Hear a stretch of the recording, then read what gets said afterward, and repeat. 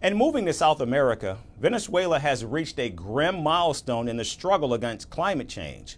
Once home to 6 glaciers, Venezuela has likely become the first country to lose all of its glaciers in modern history. Scientists have downgraded Venezuela's last glacier to an ice field. And so how exactly did climate change melt the Venezuelan ice caps? Our next report takes you inside this alarming development.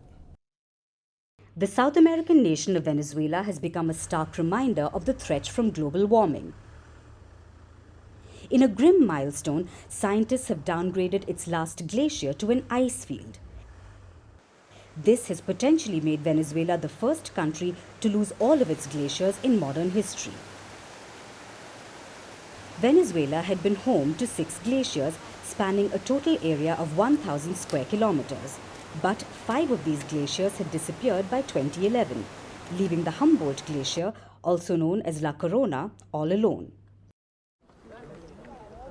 Scientists say this glacier was projected to last at least another decade. However, new assessments have found that Humboldt melted much faster than expected. In its heyday, the glacier covered 4.5 square kilometers, but it has now shrunk to less than 0.02 square kilometers. This is roughly equal to the area of 2 football pitches. Now, the International Cryosphere Climate Initiative, a scientific advocacy organization, says that Venezuela's only glacier has become too small to be classed as a glacier. While there's no global standard for the body of ice to be classified as a glacier, a commonly accepted guideline is around 0.1 square kilometers. So how did the South American country lose its glaciers so soon? According to climate experts, Venezuela has seen abnormally high temperatures in recent years.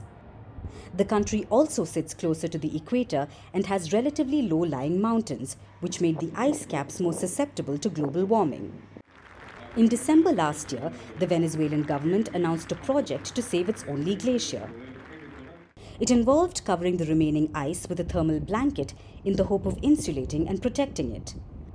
However, the move received backlash from local climate scientists who warned that the project could contaminate the ecosystem as the fabric would break down into microplastics over time.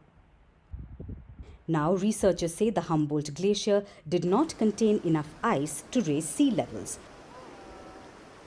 But in some regions, glaciers play a crucial role in providing communities with fresh water.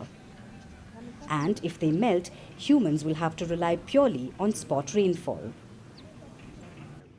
Scientists have predicted that the world will lose up to 80% of its glaciers by the year 2100. Nations in Asia and Europe may be next in line to become glacier-free. But for South America, Venezuela is a mirror of what's likely going to happen to the icy glaciers. As Colombia, Ecuador, Peru and Bolivia also witness the shrinking of their ice rivers and glaciers continue to retreat from the Andes mountain range, what will it take for the world to become serious about climate change?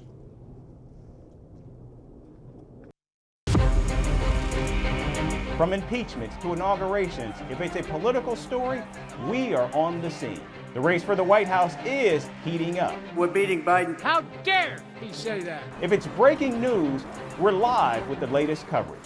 From the White House, the State Department, and Capitol Hill, we know the issues, but above all, we know the players to bring you the latest in-depth analysis on all the key stories that we're covering.